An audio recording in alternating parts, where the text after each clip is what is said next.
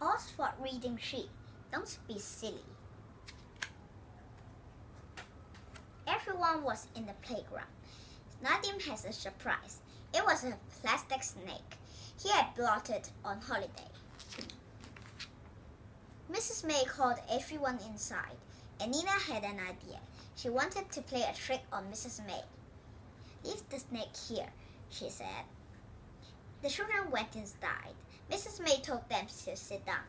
Mrs. May, called Anina. "I can see a snake in the playground." "I can see it too," said Wolf. Everyone said they could see it. Mrs. May looked outside. "There is a snake outside," she said. Mrs. May gave Anina a plastic bag. She told her to put the snake in the bag. "Oh, Mrs. May, you knew it was a plastic snake," said Biff. "Now for my steak," said Mrs. May. "What snake is that?" said Biff.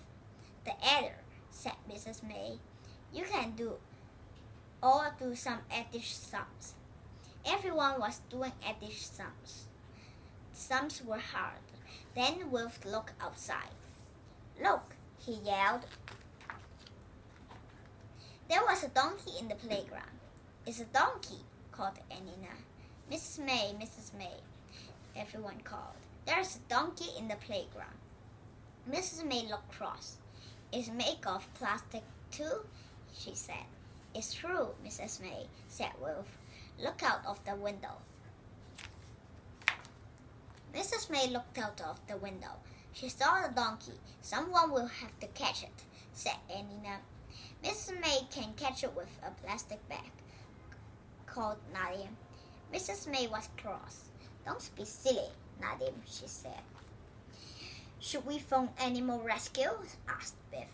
"That's a good idea, Biff," said Mrs. May. "Sit quietly while I go to the phone." At playtime, the children talked about the donkey. "It was easy to catch," began Wolf, "but then it wouldn't move," said Anina.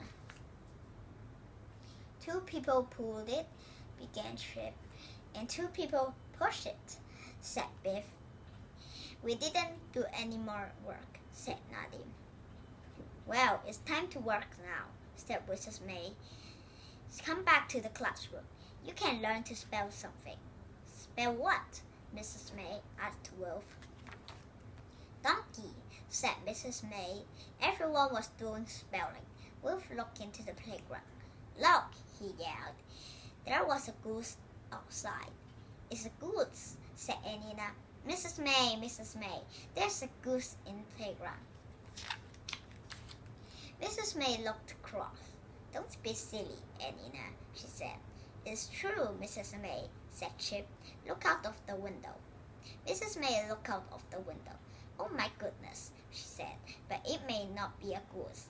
It may be a gander." "Will you call animal rescue?" said Nadim. "Yes," said Mrs. May, "but I'm going to shoo it on the field. It can stay in the playground." The children wanted to help. "No," said Mrs. May. "Sit quietly." They went outside and waved their arms at the gander. The gander looked at Mrs. May. Then it began to chase her. "The gander has picked Mrs. May on the bottom," yelled Biff. Mrs. May came inside. "Are you all right, Mrs. May?" asked Anina. "Yes, thank you," said Mrs. May. "I've got a joke," said Nadim. "What fruit do ganders like?" "We don't know," said Chip. "Gooseberries," laughed Nadim.